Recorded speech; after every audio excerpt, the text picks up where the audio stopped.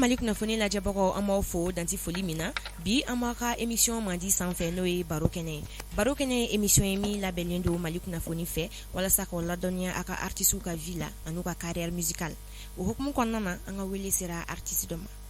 an bɛ se ka fɔ ale ma artiste denmisɛnnin don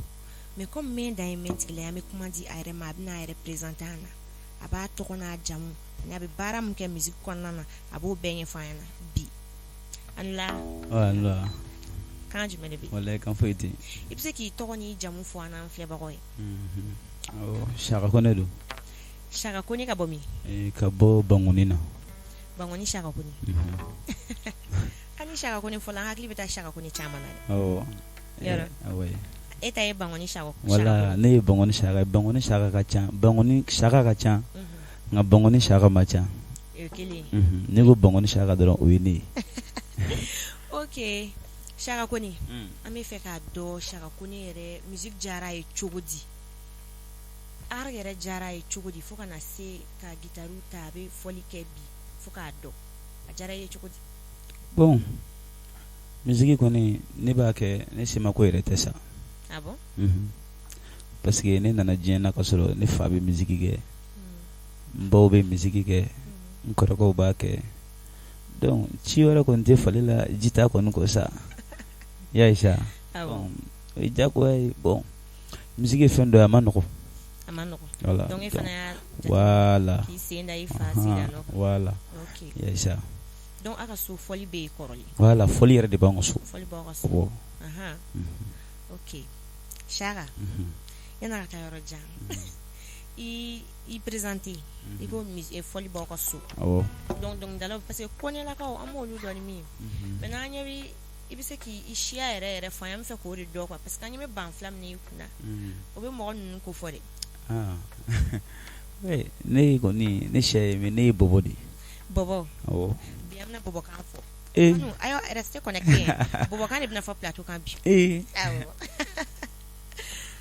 Saka e donna ni musique jumɛn yɛrɛ de ne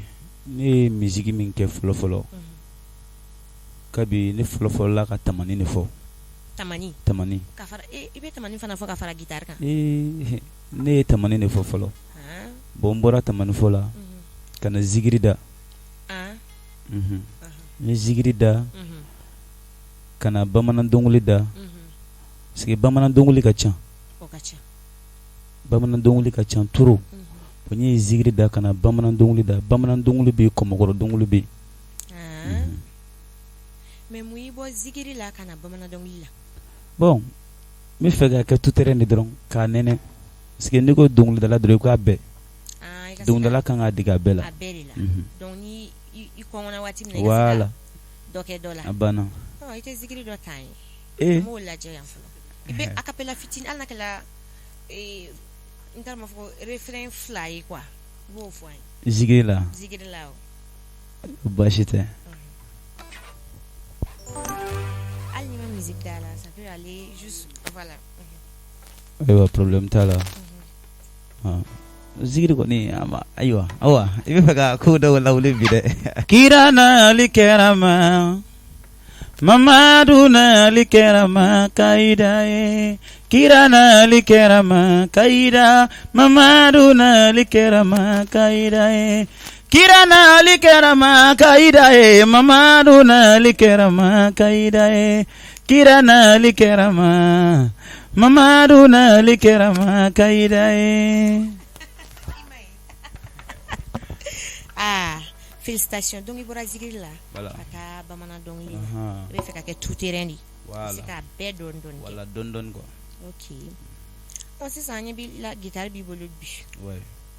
tamani bila la ka guitare ta wallahi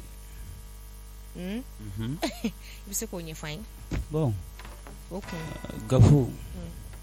o ye diyagoya de ye parce que n'i bɛ dɔnkili da i kan k'i jija hali n'a kɛra akɔrɔmafɛn dɔ ye kɔrɔdumafɛn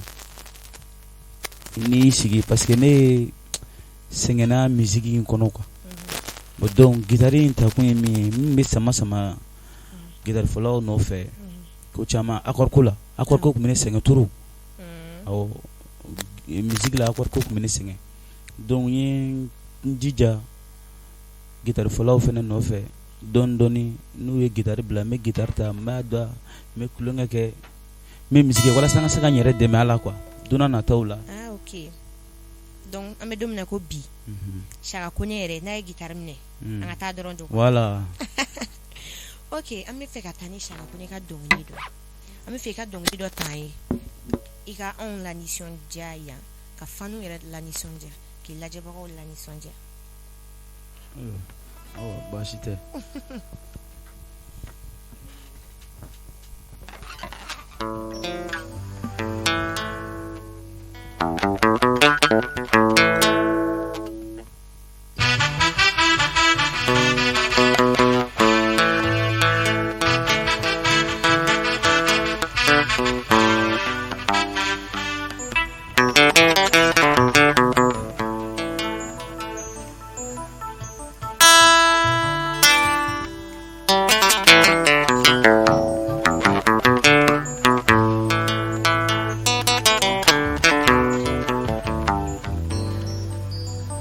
Ijama nega oga sabali bamanyare jamalu nega oga sabali asifina malumai jamane sirana maluyaye jombe ni dadunga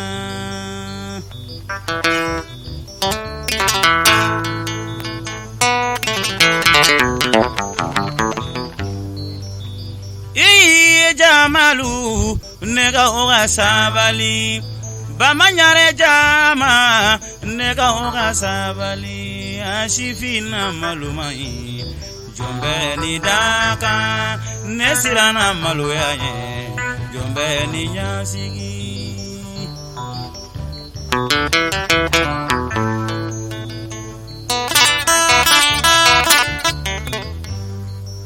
Karisabi mobilila ikana yebo fe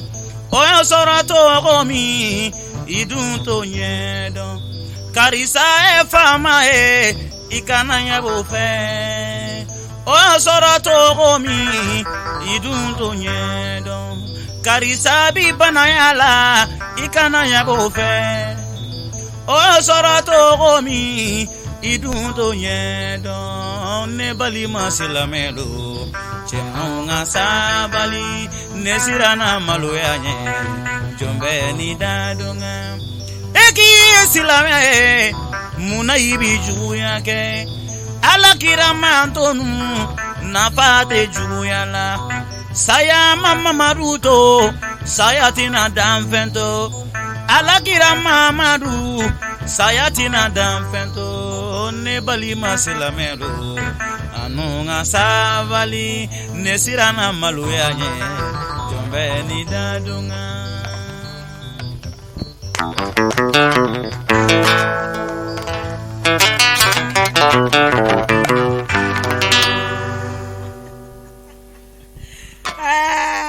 vraiment serana malunya je kafune serana malunya de ok bo wati malu afe bo denti malu afe de Chaka Kone am feka do ika idoli Johnny music la Johnny kadi Johnny re ni ya ka music la me ni ba fo me feka ke ni dona nata ika idoli Johnny bonne ga music la mi feka ke mami yere ka dongoli da ina fatugo o be Dauda Sangare di Dauda Sangare Alu Sangare fa Alu Sangare jume ale ni Zani Jabate de barake Alu Sangare Dauda Sangare dinge Alu Sangare ok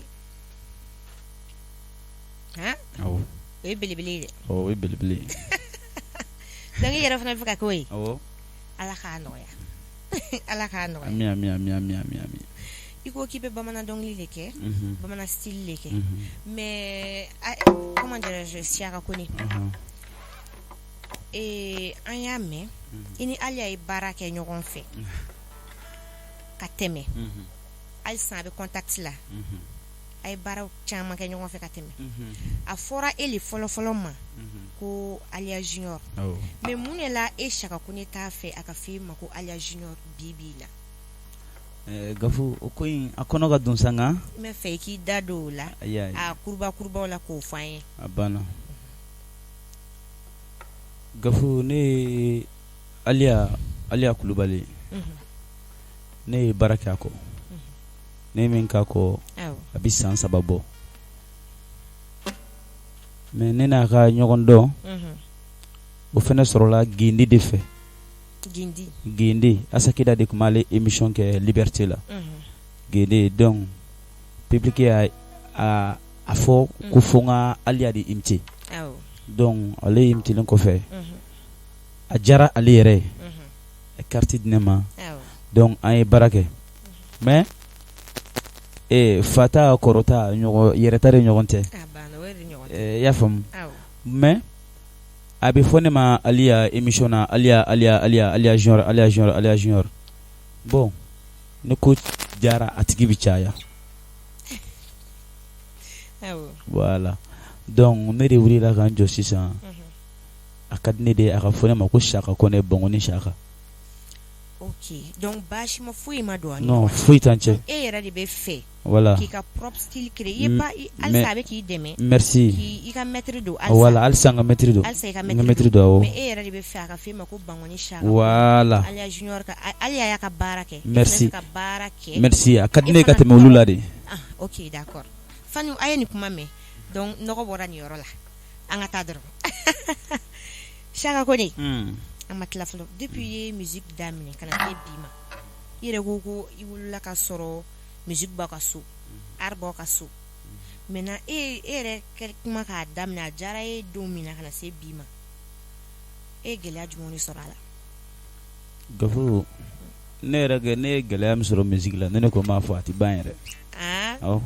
mais nɔgɔya fana parce que a ma nɔgɔya yɛrɛ sɔrɔ fɔlɔ nɔgɔya ma sɔrɔ fɔlɔ ni ko k'i bɛ gɛlɛya fɛn o kuma fɔ o ye caman ye dɛ Gafu donc i b'i da don kumaba wɛrɛ k'o fɔ a ye Gafu musique yɛrɛ ne ye gɛlɛya min sɔrɔ musique la i b'a dɔn fɛn min ka jugu musique yɛrɛ kɔnɔ hali n'o y'a sɔrɔ i somɔgɔ tɛ musique fɔ fɔli kɛ o ka fisa i somɔgɔ ka fɔli kɛ parce que olu t'a fɔ k'u b'a sigi k'a jira i la quoi i bɛ bɔ ka taa ɲɛɲini ka na de awɔ a sɔn ne bolo k'a bɛ nɔgɔya i bolo ayi non a fɛn bɛɛ bɛ yen e mɛ hali n'i fa ye soma ye i bɛ bɔ de n'a y'i ye i bɛ ka wuli k'i cɛsiri a ye cɛsiri sira y'i kɔrɔ a b'i dɛmɛ mais i sigilen a t'a fɔ k'a b'a ta k'a jira i la dɛ i bɛ wuli ka taa ɲɛɲini fɔlɔ de a k'a dɔn ko cɛ i bɛ se ko dɔ la fɔlɔ ok donc musique la mais Ala barika la n ye gɛlɛya sɔrɔ mais n ye mɔgɔ fana sɔrɔ minnu sera ka n dɛmɛ dɔɔni dɔɔni Cheikh Jabate parce que n tun bɛ bɔ yan ne tun bɛ bɔ n sen na Jɛngɛnɛbugu la ka taama n sen na ka taa Korofina Cheikh Jabate fɛ yen n bɛ yala ne y'a mɛn hali piano fɔlaw dɔw sigilen bɛ yɔrɔ dɔ la n bɛ taa sigi yen ka tile ban musique nɔfɛ ok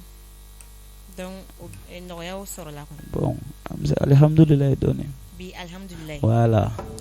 ok d'accord comment Chaka Kone an bɛ fɛ ka min fana dɔn Gafu a bɛ ka caya sa dɛ an bɛ fɛ ka min fana dɔn Mali artistes ni ɲɔgɔn cɛ sinaya an b'a fɔ ten sinaya fadenya min bɛ yen nɔ surtout artiste denmisɛnninw kunda e yɛrɛ hakilina ye jumɛn ye k'o fɔ Gafu ani bɛ ladilikan fara o kan ni artiste denmisɛnnin ye k'a fɔ ko monsieur dɔrɔn a tɛ se artiste denmisɛnnin k'i sigi ne de bɛ se ayi i tɛ se i m'a daminɛ fɔlɔ i tɛ se yɛrɛ de mais mun de bɛ na ni olu de y'a ka jɛ ko kɔnɔkulu jɛlen de bɛ bi fɔ olu de y'a ka jɛ ka baara kɛ i b'a ye bɛɛ b'i damana yɔrɔ la kelen kelen bon a bɛ dépend i yɛrɛ kɔrɔmɔgɔw de bolo Gafu bolokɔniden kelen tɛ se ka bɛlɛ ta i y'a faamu donc musique i mana kɛ cogo cogo i b'a dɔn ka dan i ka dɔnta de ma i y'a faamu donc ni e k'i ma k'i e bɛ se n'i y'a ye e bɛ k'a fɔ k'e bɛ se i b'a sɔrɔ i bɛ mɔgɔ dɔ de dɔn min yɛrɛ fana bɛ e ɲɛ de sinon n'i bɛ se i t'a fɔ mɔgɔ de b'a f'i e ɲɛna. Ok. Voilà. Bon musique ma nɔgɔ an b'a lajɛ dɔrɔn an bɛ baara de kɛ sinayaba in ni fadeyaba in ni ɲɔgɔn kɔrɔmatigɛ bon a ma nɔgɔ quoi. Ok a ma nɔgɔ an bɛ dugawu kɛ halisa ala ka Mali artiste don da kelen fɛ k'u bɔ da kelen fɛ. Ami. Parce que culture de bɛ jamana la avancer aw de bɛ Mali se diɲɛ seleke 14 bɛɛ la. Malien yɛrɛ ma se yɔrɔ min. That's i tɔgɔ bɛ Mali tɔgɔ bɛ yen nɔ. Aw yɛrɛ dama ma bɛn o bɛ se ka kɛ cogo di o ɲɛ ti sɔrɔ. A ma nɔgɔ. Voilà. Maintenant Chaka Kone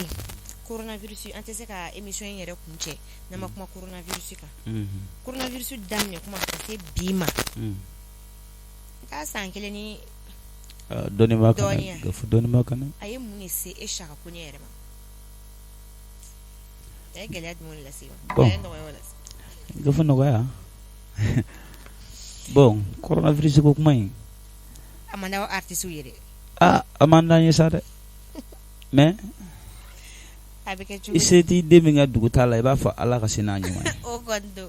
Donc a ma nɔgɔ quoi. Awɔ. Fɛn min don ne kɔni ni ko k'i bɛ da don nin ko in na ko kuma ka ca ka fɔ. Kuma ka ca. Donc mais an bɛ ala de deli ala k'a bana ɲɔni ka bɔ an kan. Amina yarabi. Gɛrɛ ala k'a ɲɔni ka bɔ an kan. Amina yarabi. Ala k'an k'an yɛrɛ sago ye ala kana an kɛ mɔgɔ sago ye. Amina yarabi. Ok album bɛ single joli bɛ single dɔw b'i bolo sugu la je veux dire. Ayi. Single b'i bolo mais clip de. Bon single min bɛ ne bolo o bɛ i n'a fɔ gafu ne ka mɔgɔ fasada de kun cayara ni son ministère yɛrɛ bɔlen k'a jɛnsɛn. Mun na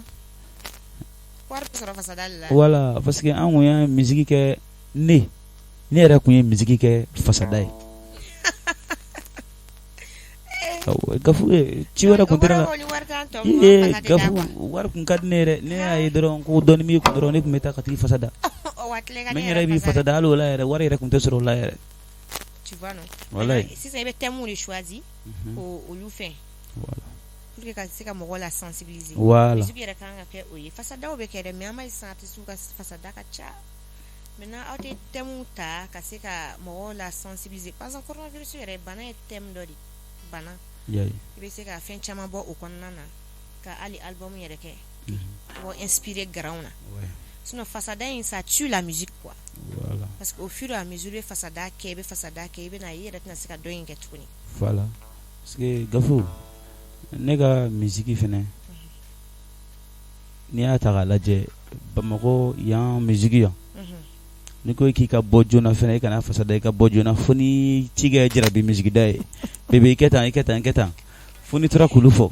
E y'o dɔ kɛ. Voilà mais n ye n firifiri k'o kelen kɛ sa kɛ sinon parce que ne ye kɔrɔbalenw de lamɛn Bazumana ba ninnu Lobi Dawuda Sangare Alufanɛ bon an bɛ don min na ko bi kow bɛ ka yɛlɛma quoi kilew bɛ ka yɛlɛma n m'a fɔ denmisɛnw tɔw taara k'an to sa nka mais ne mɛnna kɔrɔbalenw de lamɛnli kan hali ni ne ye n sigi sa ne ka téléphone kɔnɔ i b'a sɔrɔ a bɛɛ musique kɔrɔw de ka taa donc ne dɔnsen dun bɛ ka yɛlɛma n'a ti ɲa i laban bɛ yɛlɛma dɛ.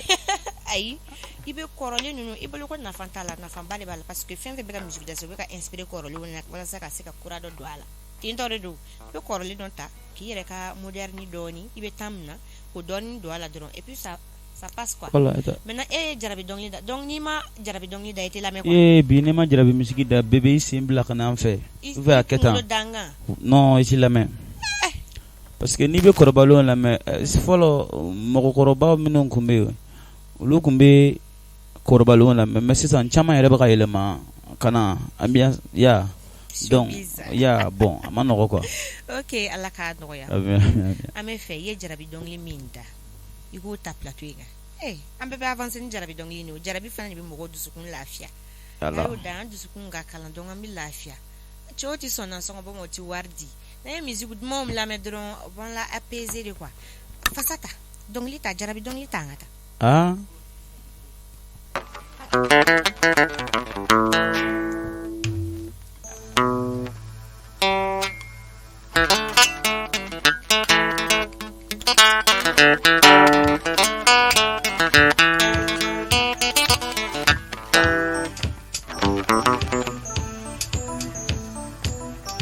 ala janyeba sabalisa kanu nenolo ne segote ala diyeba sabalisa jarabileno ne segote ala diyeba sabalisa kanu nenolo ne segote anikli jarabini kanunyo yafanema ifalu bineni nane kama walai ne bado ibalu bineni nane kama walai ne bado alandi nyeba sabalisa kanune no ne segote madama mi jarabi kuma fidala melekani nabi fe ikadine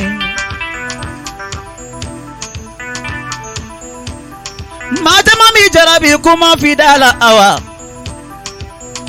ala sandele kanune maneba kanuma tolondo buguma kolo dame kanune ma neba nyena maya sigle nyo famuneka wala ineba ofo ala dia nyeba sabalisa kanune no lo ne segote chayiteliya iga bisuni kenna sheriteliya iga hunu kenna sheriteliya iga kalenu kenna jarabi nebi fe ala dia nyeba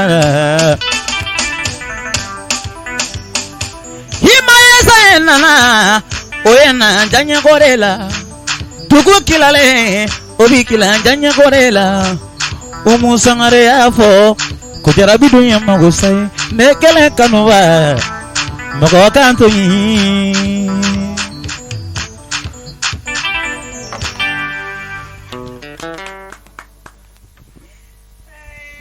Nijara imaya yere jarabi da cameraman o technicien o mi rebe ka piano fo re kun lo betanto ala ni bi continue jarabi ne fe gafu ola me korole unsoro abe korole unsoro wow yere de afore me ante wuli ka sere ma bobo kan do dare bobo don lida chukodi bobo ti nyino ka gafu sabali edilla ayebe bobo kan dansa ni ma bobo don lida ni ikanato flado ni dafindo ngayalana aiwa flaga skile me ko fela la yinfinu ka jalo okay shaka koni fin jume de kadi jian kono gafu fami kadne anga benkele madron la paix wallahi fuiti ben boko donc ben re de kadni ben kadi wallahi alaka ambela jelimbe ambela malien bela jelimbe dakilin fe kan boda kilin fe amin o rebe jamana la avancer awo okay mais mune mandi oui asidiadi ye ko to kuma belebele ba fani asidiadi ka goni ni fembe parce que chama yɛrɛ b'a fɔ ko asidiya ka goɲɛ mais o ti asidiya dɔn quoi e k'a fɔ an ye tan gafu ala ye mobili di e gafu ma mobili filɛ e gafu bolo ne ka fɔ ko ala i ye nin mobili in di gafu ma i t'a ɲɔgɔnna di yan o ti asidiya ye o mais ala i ye nin mobili in di gafu ma a ma diya ne ye o de ka goni ni fɛn bɛɛ yame ali ni artiste ɲɔgɔn ni ibi ka sanga la sanga tɔgɔ ni sanga ka di bɛɛ ye ani dawula ka di bɛɛ ye mais ala y'a di karisa ma i fɛ ala i ye sanga ni fɛngɛ di Sidiki Jabate ma a ma diya ne ye o ye asidiya ye sa bon ala k'an kisi o ma amina yarabi de adamaden yɛrɛ y'i ŋaniya dɔrɔn de ni ŋaniya ɲana ka ban dɔrɔn nkalon t'a la nɔgɔ t'a la foyi t'a la i sigi ala ma jugu gafu donc fɛn bɛɛ bɛ ŋaniya ni voilà bɛɛ bɛ ŋaniya de bolo quoi i ŋaniya ɲa dɔrɔn ni ŋaniya ma ɲa gafu yɛrɛ b'o o tɔ ɲɛ dɔ sa o Siaka Kone faamuyali sɔrɔl'o la comme an bɛ ka se an ka émission kuncɛyɔrɔ la ladilikan ani folikan min b'i bolo ka ɲɛsin i ka faniw ma ani lajɛbagaw bɛɛ lajɛlen ma an bɛ fɛ i k'o fɔ profiter micro in fɛ k'o fɔ ani ka fɔli duman dɔ ta yen tuguni ne yɛrɛ bɛ sɔn ka wuli ka dɔn kɛ o bɔbɔkɛ mais e tun kan ka na ni balan de ye du problème gafu ko ka cham suna be balafo me balafo me batterie fo me jime fo fɛn fɛ kɔni ne tɛ se ka diɲɛ fɛn kelen min fɔ fɛn fila dɔrɔn de fɔ diɲɛ kɔnɔ ne yɛrɛ bɛ fɛn min dɔn fɔli fɛn na o ye sugun ani bɔlɔ awɔ o tɛ ne yɛrɛ kilela fɔli fɛn sugun ni bɔlɔ sinon ne b'i bala fɔ n bɛ filen fɔ n bɛ tama fɔ n bɛ batiri fɔ n bɛ jime fɔ n bɛ ŋɔni fɔ hala tu es un vrai artiste n bɛ dɔɔnin fɔ fili la i jija alisa kobaw bɛ nale o jayi ok folikanw bon kafu an fɔ an filɛbaw ye u ka bangɔni saka filɛ ayi bangɔni saka don dɛ minnu tɛ san sɔrɔ ne juru tɛ gafu ayiwa minnu tɛ san sɔrɔ ne juru tɛ n b'a fɔ an kanubaw n'an dɛmɛbaw ye maa min b'i fɛ hali ni diɲɛ ni lahara ta i t'o sara sɔrɔ an kɔni an bɛ misigi la an bɛ fɛ k'an kanubaw ɲɛnajɛ sani an sadon cɛ a ka d'an ye an tɛ se fɔlɔ dɛ gafu u ka dɛmɛ don an ma halisa an bɛ kɔrɔbalenw sen kɔrɔ fɔlɔ k'u ka samaraw jɔsi mais an b'a fɔ an filɛbaw ye n'an kanubaw gafu min b'an fɛ o min t'an fɛ o u bɛɛ lajɛlen cɛ fara muso kan halisa u ka wuli u ka dɛmɛ don an ma an bɛ dɛmɛ ɲini na foyi t'an bolo fɔlɔ foyi parce que hadamaden tɛ se ka kɛ diɲɛ foyi ye i hadamaden ɲɔgɔn kɔ donc voilà hali sisan an bɛ dɛmɛ ɲini an kanubaw n'an filɛbaw fɛ n'o y'an dɛmɛ ni ala sɔnna n'a diyara ala ye an sagow bɛ sɔrɔ voilà ok sisan an bɛ taa n'an ka foli ye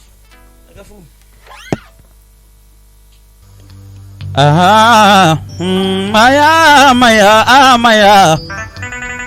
jamani sirana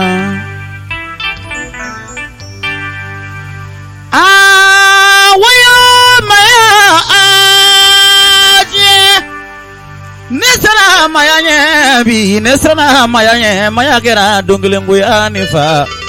mɔgɔ mayinza maya ye sanga ye maya ye waati maya ye waati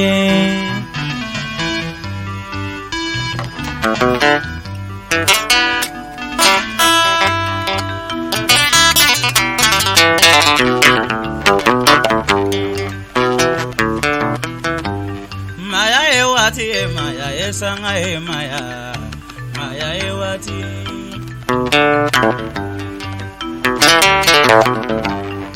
Koni alai ka dugu tigiye fika nyini ka dugu de hona dugu don tigiye alai maya Koni alai ka jamana tigiye fika nyine jamana de hona jamana de tigiye alai maya Koni alai ke wariba tigidi fika nyine fanta hona fanta no tigiye alai maya Maya e wati maya e sanga e maya neba maya e wati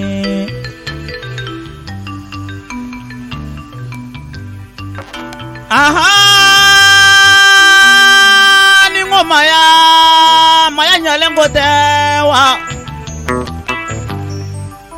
bali maya nyalente wa sini ya nyale jamana nyale kabila nyalen kote wa jamana mana jamana tumbe bila vya dunia la ende ningama e mata ywange kuseni bale maya wuluke megi ba ngulu ya bulima kama domlenye dan delimante nya kuma fa bamana mali cheba anisu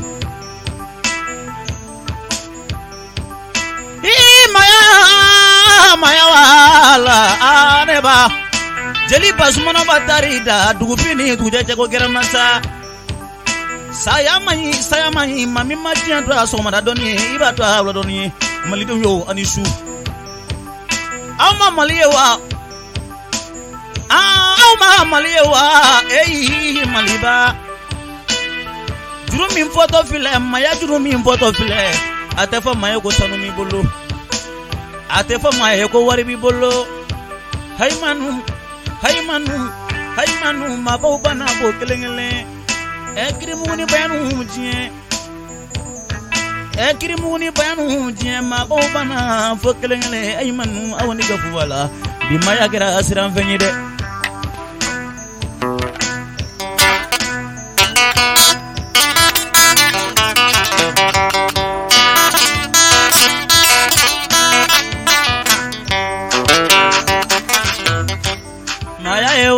Maya yesanga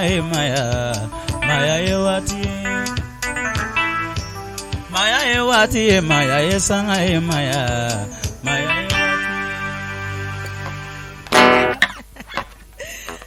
Maya ewati